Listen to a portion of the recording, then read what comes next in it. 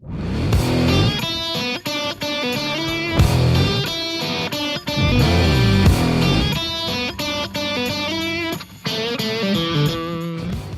this is Matt Shepard. Coming up on this edition of Shep Shower and Shave, why Saturday night's game in Ann Arbor might be closer than some think, the key number for Lions-Panthers at Ford Field, and how long will the excitement around the Red Wings last? Night after night after night following tonight. We're brought to you by Northwestern Tech. Northwestern Tech teaches HVAC. That's it. So they've perfected their hands-on program over the last 38 years. They also have flexible scheduling that allows you to work your job while you're training for your actual career. And by the way, speaking of that training, you get trained certified and into the field in just 10 and a half months. So to find out more, go to northwesterntech.edu. We're brought to you by Nate Knopf Designs. His work is on Instagram and on Facebook. And we're brought to you by Hungry Howie's, the Michigan-based pizza company known as the original flavored crust pizza. Has the best fundraiser around. It's called Doughraiser. And to find out more for your school, for your sports team, for your organization, just go to doughraiser.com. So big game, obviously, taking place Saturday in Ann Arbor under the lights, Michigan and Michigan State. And I've heard a lot of people talk this week about the importance of this game more for MSU than it is for Michigan. And I wonder why that is. And I think a lot of people fall into this trap. They feel like it's the biggest game for Michigan State, but it's not the biggest game for Michigan because there is always the Ohio State game at the end of the year. Now, just from where it's positioned, the number of times they've met, the nasty things that the two sides have against one another would lead you to believe such. But I would remind you, Michigan won this game against Michigan State last year. We all know the heartbreak that the Wolverines felt and the euphoria that Michigan State felt in 2015. Knowing all that, Michigan State's won 7 of the last 9 in this series. If you don't feel like this is just as important to Michigan, then I think you're dead wrong. And I would argue this. Even though Michigan State, it is their biggest rival. I don't think there's any question about that. Sure, the Big Ten can try and manufacture one against Penn State. There have been moments against Wisconsin. There is the coaching rivalry that exists against Ohio State. But I do believe this is Michigan State's biggest rival, and I don't think there's anything wrong admitting that. Nothing.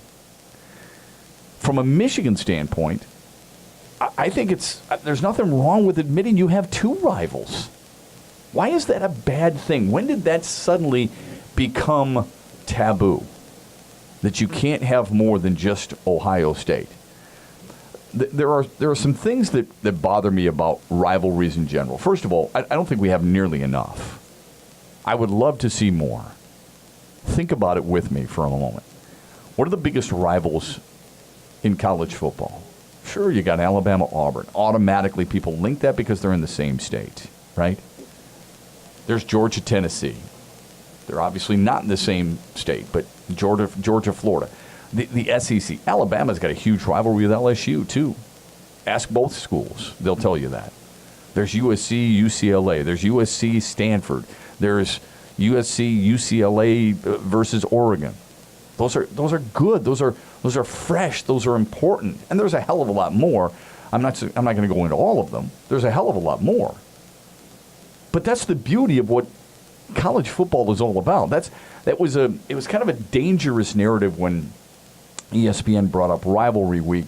Everybody assumed that was the biggest and best rivalries in college football. And that's not always the case.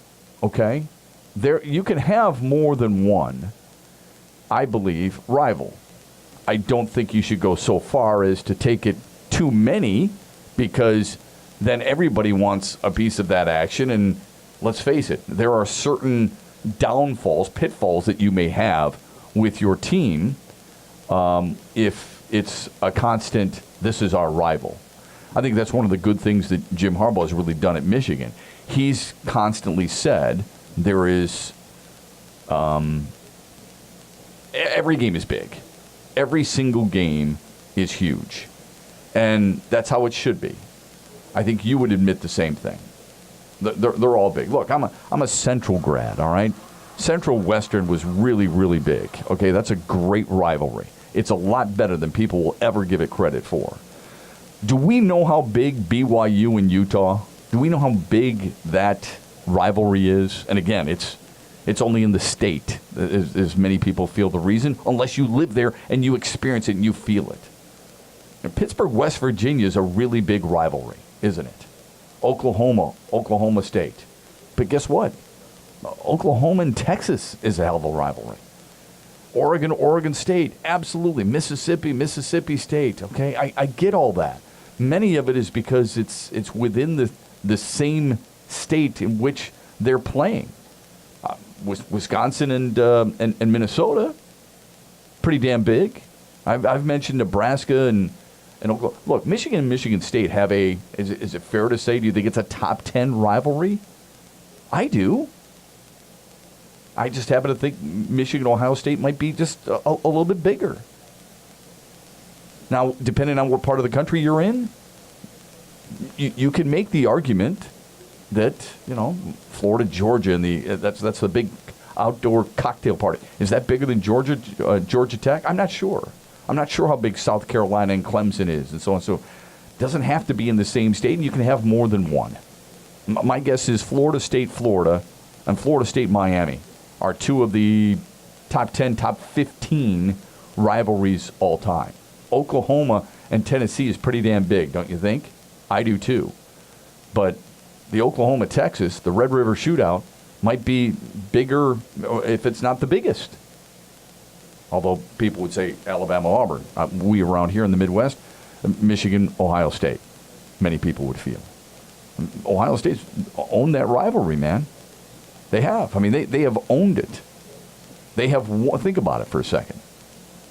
They've won 5 straight, okay? And then you look at it from if you go a little bit deeper, they've won 12 of the last 13. Is that a rivalry? That's a dominating performance. I know Michigan leads the overall series, but that's a dominating performance right now by that team, by that program. I don't think there's anything wrong with having more than one. The thing that bothers me sometimes about these rivalry weeks, we in the media try to get to certain players and ask them, hey, is there any way you can give me that juicy quote? That's what we're looking for, right? Because we want it to be billboard material. Ty Isaac, running back, University of Michigan, said this the other day. It's just another game. He said some people get too hyped up about it. MSU's a rival. It's a good team, but we approach every game like it's big. Let's not blow it up more than it is. You can lose focus. I agree with that, part of that statement. Why is it a bad thing to admit that this game means a little bit more? Whatever you may do for a living, there are certain times where something is bigger than others. If you're going to close the deal on a client that will bring your company over $1 million, my guess is it's a little bit bigger than if you were closing a deal on a client that's going to bring your company $25,000. That happens, If you're into home improvements, if you're a landscaper, whatever, you get a property where there's 2 acres, it's a lot bigger than if you got a little bungalow in Berkeley. And that's not a knock on the bungalow, and it's not a knock on the $25,000 client. It's just that those might mean just a little bit more, right?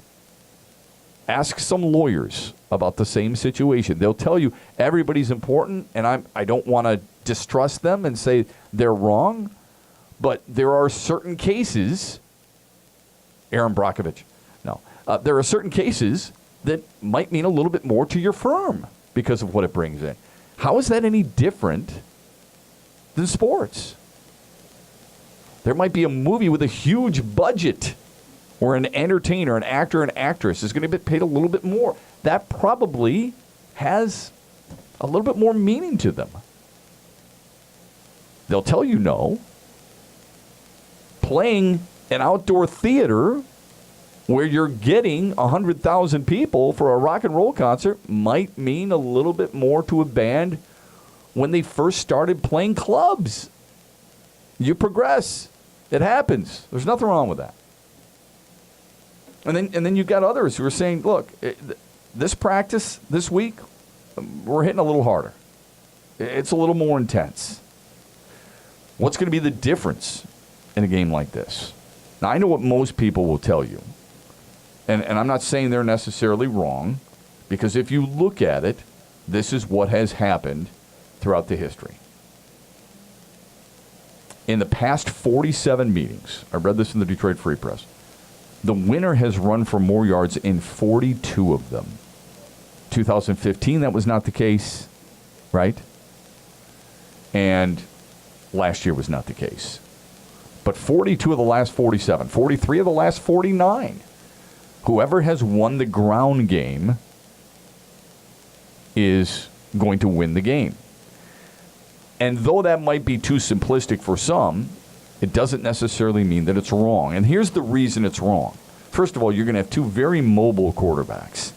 Two guys in Brian Lewerke and John O'Korn who can move the pocket. They don't have to stand on a specific spot. If you've listened to any of my podcasts over the years, or listened to my show over the years, my podcast over the last 45 plus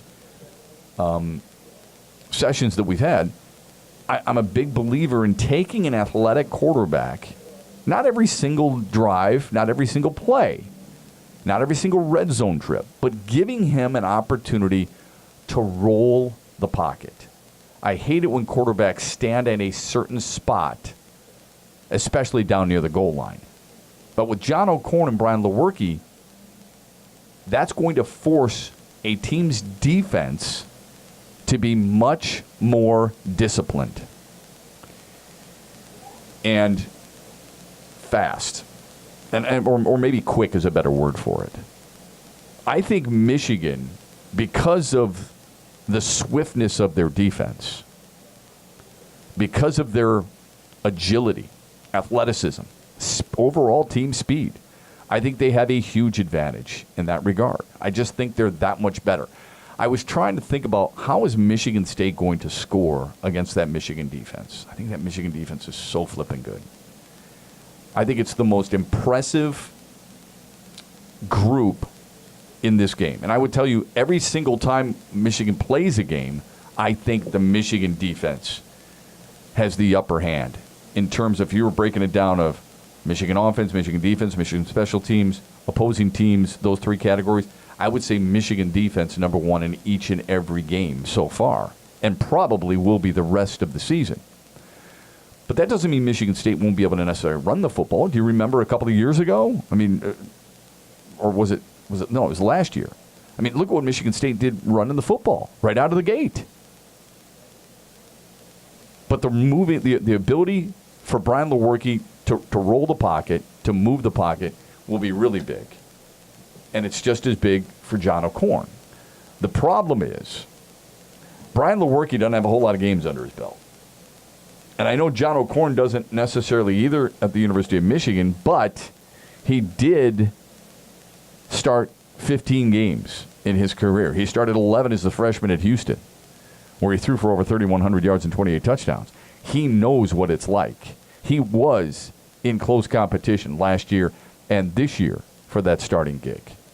And that doesn't always guarantee anything, but there are no guarantees. There are no always and nevers in this type of situation. With these two teams, there just aren't. I like Michigan in that regard. Now, earlier in the week, it was 13.5. I forget what the point spread is now. But earlier in the week, it was 13.5. That's surprising to me, and it's surprising to me because it is a rivalry game. And oftentimes, you need to throw that stuff out. You need to forget about it. Because it's Vegas trying to get people to vote, to bet a certain way. And usually Vegas is really good about that stuff. Just look what happened in the Monday Night Football game last week. But I do believe that because of Michigan's, A, ability to run the football, and B, ability to stop everything. I mean, to be able to bring the type of pressure they can bring. I remember at the beginning of the season, Kirk Herbstreit had written an article about how he thought Michigan's defense was going to be better this year than it was a year ago, and I said the same thing. I said the same thing because I think the guys up front are more athletic. I think the guys in the back end had enough playing experience where the transition wouldn't be huge. I find it very difficult for Michigan State to be able to score points in a game like this. Michigan may not be able to score either, by the way. But I do believe with their size on the edges and their ability to rotate as many backs as they do, I'm going to give Michigan the advantage here, not just because they're ranked 7th in the country, not because they're playing at home, but because I think their defense is legitimately, when all is said and done, when things are done this year, I think Michigan's defense is going to be a top 5 defense in the country, and I just don't see how Michigan State's going to be able to score enough points unless they can get turnovers. And remember this, Michigan State's the team that has the tendency to turn things over more so than Michigan. Shep in the morning, or Shep Shower and Shave, brought to you by Hungry Howie's Pizza. Families eat pizza at least once a week, so it's an easy sell for your sports team, your kid's school group.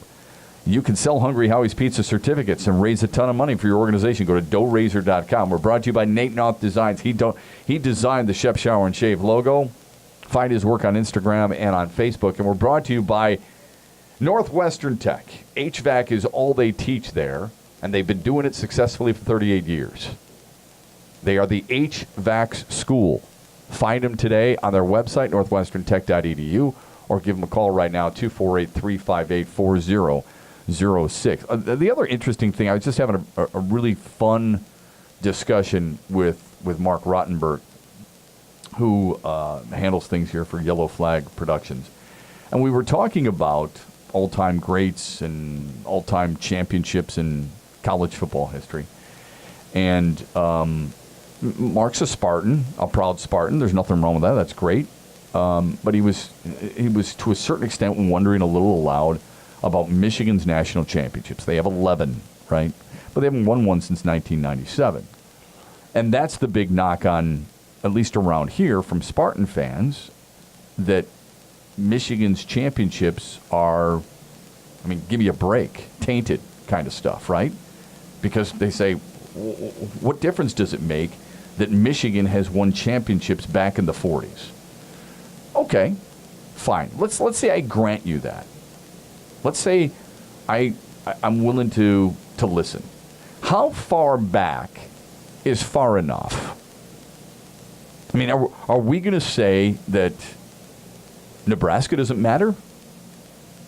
Because, I mean, if you think about it, Nebraska had all kinds of issues before Tom Osborne got there, right? I mean, Bob Devaney, I suppose. He won one in the 70s, 70 and 71 is when Bob Devaney won. Does that mean we should cancel those out because they're in the 70s? Do you cancel out any of Ohio State's early championships? How far back do we have to go for Oklahoma? Is Bud Wilkinson still considered an all-time great coach? They won 47 straight games under him.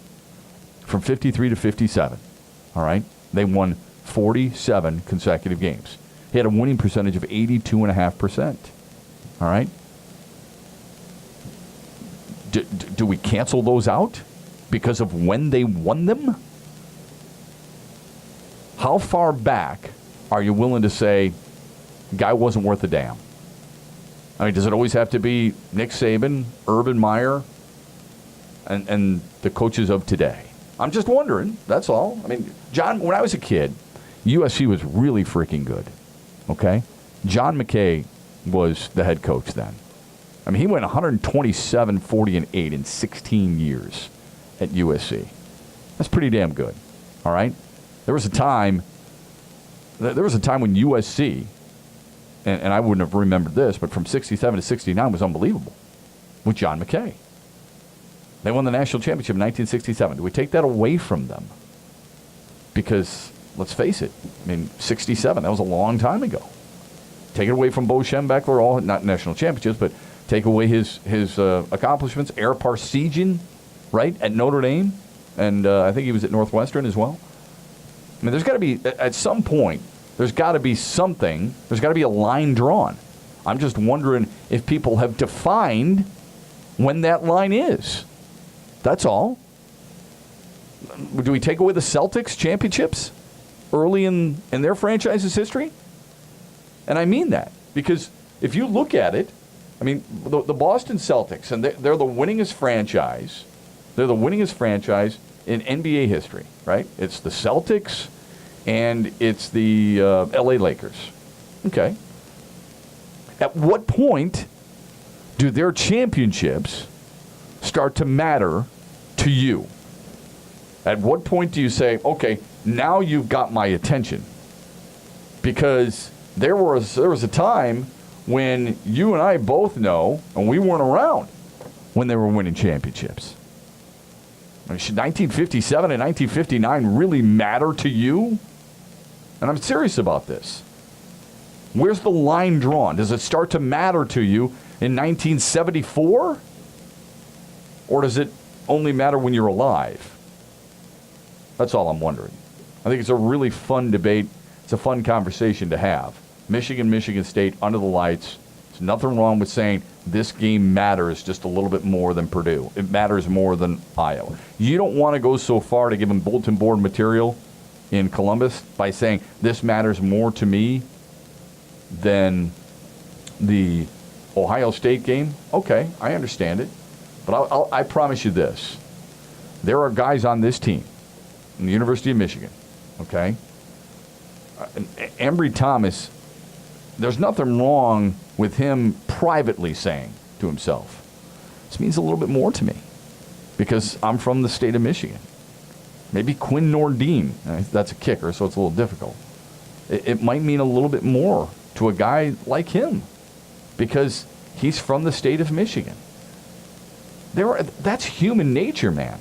If Josh Ross straps it on a little bit tighter, you know, or Jalen Kelly Powell straps it on a little bit tighter because it's Michigan State, that's fine. Doesn't have to necessarily admit it to the media.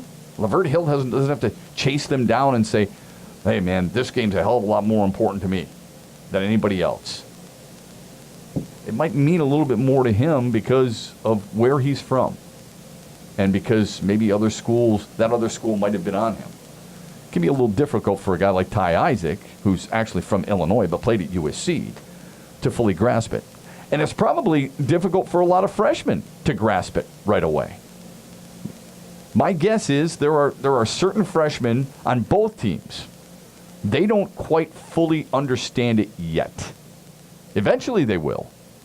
They can be told every single day in practice, every single day in the off season, they can be told, this is what you can expect. And they still won't get it until that first hit, until that first quarter ends. Okay, so that's enough about Michigan State. You got the Red Wing game tonight. It's the arena opener for the Detroit Red Wings. And I want to get to that here in a minute. But first, I want to talk about the Lions and Panthers.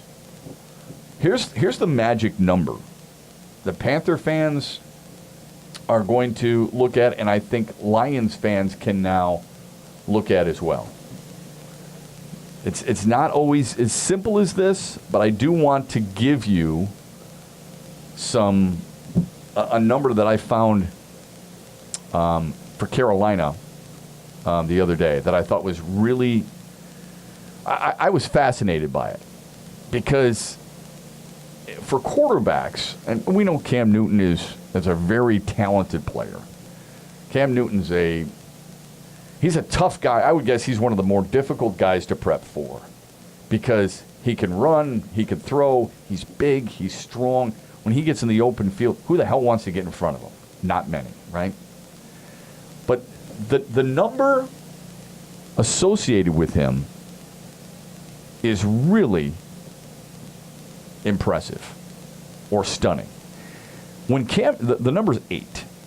When Cam Newton rushes 8 times or more, and I'm not counting kneel downs, the Panthers are 22-9-1. The Panthers win 70% of their games when Cam Newton rushes 8 times or more in a game. When he runs 7 times or less, they are 32 and 33. 32 and 33. Last week, Cam Newton against the Patriots, he rushed 8 times, 44 yards. 3 of those runs went for either a first down or a touchdown. Okay? He's the only quarterback in history to have rushed 50 rushing touchdowns in his career. I'm going to give you a couple other numbers. And I don't want to, inundate you with all these statistics and facts, but sometimes these are fun to monitor, all right? The Panthers are number 1 in the NFL on third down. They're 52% conversion rate on third down. The Lions are a top 10 defense in that situation. They allow teams to convert only 37% of their third downs. That's a big statistic. That's ranked 9th in the NFL. I don't expect a lot of points because both teams are really, really stingy defensively. They both give up 17.5 points per game. I don't expect either team to rush for a whole lot because both rushing defenses are top 10. Detroit's actually ranked 7th, the Panthers 8th. They differ by a yard. The Lions, to their credit, and I think you already know this, have forced 11 turnovers. Folks, guess what? They only forced 14 all of last year. That's how close they are to surpassing it already this year. Now, there's a huge debate taking place right now with Cam Newton.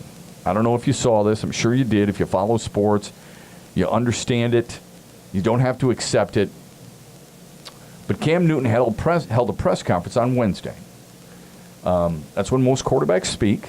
Most quarterbacks in today's NFL only talk once a week, which to me bothers me a little bit, but okay, that's just the nature of the position, nature of the business. So a female asked a question about Devin Funchess. The female's name is Jordan Rodriguez from the Charlotte Observer. And she's the beat reporter for the Carolina Panthers. In other words, she covers the Panthers on a regular basis. And she asked him about Devin Funchess and embracing the physicality, because he's a physical player, of running the routes. And Cam Newton said it was funny to hear a female talk about routes like that. He said it was funny. Now, there are people up in arms about this. Up in arms. Because they feel like a female shouldn't be, or look, there's always been a difficult acceptance, I suppose, not until probably the last, I would say, 10 years with females covering sports in general. I'm not saying it's right or fair. I'm just saying that there's been a bit of a reluctance at times. And for Cam Newton to say it's funny, hearing her talk about a route was offensive to many. And I think we're way too sensitive in our society today, but I'm not Jordan Rodriguez. I don't know what she's had to go through. I would tell you this. My belief is, if I'm the reporter in that situation, why is it any funnier for a female to ask that question than a fat slob in the media to ask the same question? No, I'm serious. I mean, if you think it's funny because you don't feel like she should know about route running, or she should know about football because women don't play football, quote unquote, which is not necessarily true either anymore, then why wouldn't you laugh at certain people asking the question who you would perceive to be unathletic and never have played the sport either? You get my drift? You're going to laugh at her for asking the question. What if a guy is asking that question, he's way overweight, he doesn't have an athletic bone in his body? Are you feeling the same way? If you're the athlete, are you feeling the same way? Look, let's be honest here. Most of us in the media can't comprehend, have no idea whatsoever what it takes to play this sport. I don't care if you played in high school. I played in high school too. I don't care if you played at a lower level college. Good for you. I tip my hat to you. I'm serious. I think that's a difficult thing to do, and I give you a ton of credit for doing that. I tried to play college baseball, okay, at a high level. It ain't easy. Trust me. However, I would tell you, in addition to all what I just said, the NFL is the highest level. The concepts that you have to know, and I'm not just talking about the quarterback, tight ends, your ability to hear a certain call at the line of scrimmage and understand your responsibility. Linemen, the ability to make a call and then comprehend it so quickly, knowing you're going to rely on somebody else. That's a big deal. Defensively, moving guys, shifting guys, remembering what took place during film sessions, tendencies, all that other stuff. It's hard. Much harder than you ever could comprehend. Just calling a play can take 15 seconds. That's difficult. What bothers her, and I think other members of the media, is, and I've had it, by the way, happen to me too, where guys look at me and they think it's a stupid question. I don't think her question is stupid. But I've talked to baseball players or basketball players or football players, and they haven't necessarily liked my question either. They've laughed at me. Maybe it goes a little bit deeper with her because she has a relationship with him. And she later tweeted, I spoke with him after, and it was worse. I chose not to share because I have an actual job to do today, and one he will not keep me from. He did not apologize. Okay? Fine. I give her credit for wanting to stay on the job. But there's a part of me that says, if I got pissed off, if I took offense, if I went on Twitter, if I had an article written about me, if I had talk show hosts talking about me, every time I was laughed at by a player, you wouldn't have to worry about a whole lot of other material. I've had friends who were laughed at by members of the Detroit Lions. How come nothing was made of that? I'm not making an excuse for Cam Newton. He can handle things differently. We all make mistakes. I don't know how deep that goes, but people writing all these articles don't either because she's not willing to share that. If it's sexist, it's flat out wrong. And he should be fined, penalized, and ridiculed for it. I hate to tell people this. Male and female reporters, black and white reporters, beat reporters, columnists, television, radio, print, blogs, whatever. They get laughed at by quite a few players in different sports all the time. And we're not making a huge deal of it. Shep Shower and Shave is brought to you by Hungry Howie's, by Northwestern Tech, and by Nate Noth Designs. Red Wings skate tonight at Joe Louis. How many times am I going to do that? How many times have you done that? At Little Caesars Arena for the first time for a regular season meeting. I watched a little bit of that Pittsburgh game last night. Oh, it's great to have hockey back. It really is. St. Louis is good, really good. Pittsburgh's really good. But anyway, so they play tonight, and I'm excited about it. And I think a lot of Red Wing fans are excited about it too. I get that vibe. Here's my hope for the Red Wings. My hope is we're not talking about what a special opening night and ceremony and ode to the greats and so on and so forth, and that's it. I hope the discussion for hockey continues in more ways than just, wow, what a great night at Little Caesars last night. Okay, I'm done. Let's go. Time to move on to something else. It's going to be electric. You get a brand new building.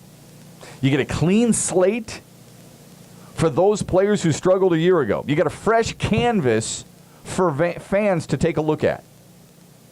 Now, the NHL isn't a whole lot different from the NBA in this sense. You'd like to have at least one superstar. I know Pittsburgh's won back-to-back championships. People feel like Crosby and Malkin are superstars. Okay. I know Chicago when they were winning. You got superstars. Druin and Kane. I don't know if the Red Wings have a superstar. They have a star, I think, in Henrik Zetterberg. Okay? He's 37. If this team expects to return to postseason play, their future stars have to play like it right now. Now, granted, I'll tell you this. Guys like Thomas Tatar, Gustav Nyquist, Franz Nielsen, Justin Abdelkader. I'm strictly talking from a defensive standpoint. Do they have to play better? Oh, there's no question they have to play better. No question about it. This team is not going anywhere if those guys have another season like they had last year. It's as simple as that.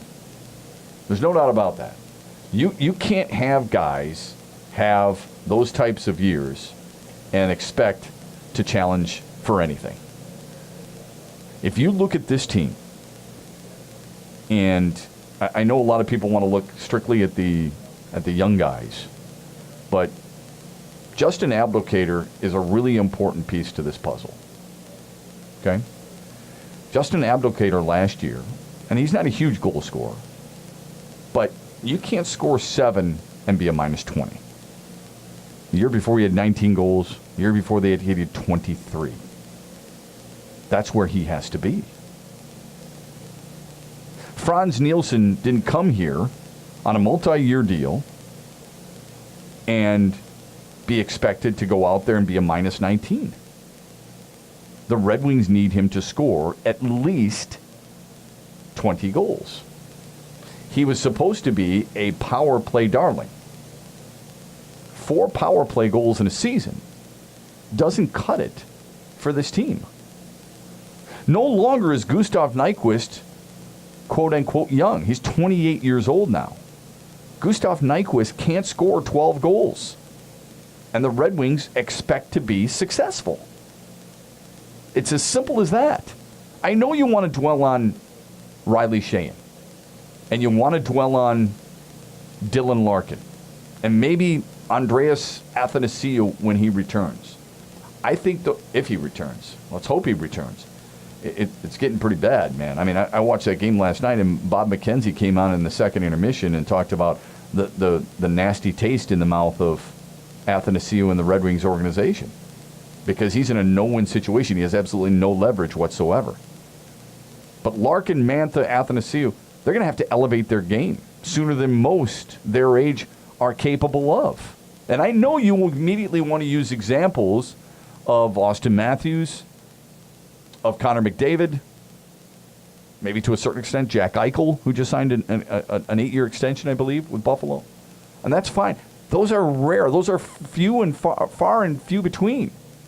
Few and far between. Whatever the damn phrase is. It's not an easy thing to do. Anthony Mantha had a pretty damn good year last year, don't you think? I do. I think he's a good player. I think he's going to be an even better player. I think he's going to be a really important player for this team. Keep in mind, Anthony Mantha's 23. 19 goals at the age of 23 and a +4 is pretty damn good. Now, he needs to be a little bit more responsible in other areas, but overall, you'll take it, right?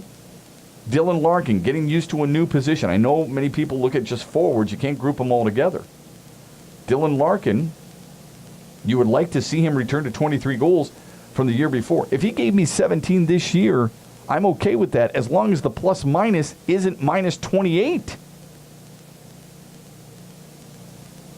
A friend of mine said to me last night, he goes, my worry about the Red Wings is they're the same team who didn't make the playoffs last year.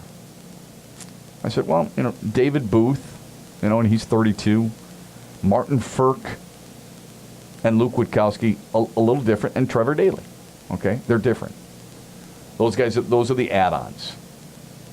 Daley, very good add-on, moves the puck well from the back end, and a guy who knows what it takes to win. I don't think he's a 1. I don't think he's a 2. I think he's probably a lot like when Brad Stewart came here. He's probably best suited as a 3, but they're going to have to elevate him. Witkowski's a big, strong body who can play defense and can play wing. Ferk's got a great shot. David Booth doesn't make this team if Andreas Athanasiou's in camp. My feeling. I don't think they're necessarily going to be the difference between this team making the playoffs and not making the playoffs. The difference for the Red Wings to make the playoffs this year compared to last year is the elevated play of the guys I just mentioned. The Abdelkaders, the Nielsen's, okay, the Nyquist. If those guys play like we're used to seeing them play, this team can make the playoffs. Because those guys are top 6 forwards. That's the reason I use them as the example. They're the ones getting all the playing time. Look, if you want to focus on Luke Glendening and say, damn it, he's just not good enough. He only had 3 goals. He's not a goal scorer. Forget about 2015. That's an aberration. 12 goals is an aberration. You're hoping for 8 to 10 goals from him. He doesn't get enough minutes. The guys, the top 6 forwards, are the ones who must produce. That will be the difference between Detroit making the playoffs and not making the playoffs. Now, there's a ton of factors. It's not just one individual or maybe just the 6. You're going to have to do a better job defensively because last year's defense sucked, and you've got to be better in net. And I think Jimmy Howard's good enough. It's whether or not Peter Mrazek wants to be engaged or not. Does Peter Mrazek get his head out of his tail and say, you know what? I'm going to be better this year. I'm going to play like 2016 when he had a 2.3 goals against and a save percentage of 92 instead of 2017 when he had a goals against average above 3 and a save percentage of 90. He's got to be better than that. He's had 3 full seasons in the NHL. 3. All right? His goals against average in 2 of the 3 have been very good.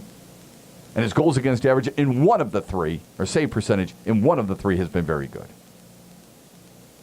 Stop pouting. Stop whining. Stop sulking if you're not playing. Go out and earn it every single day. You have the opportunity. Go out and do that.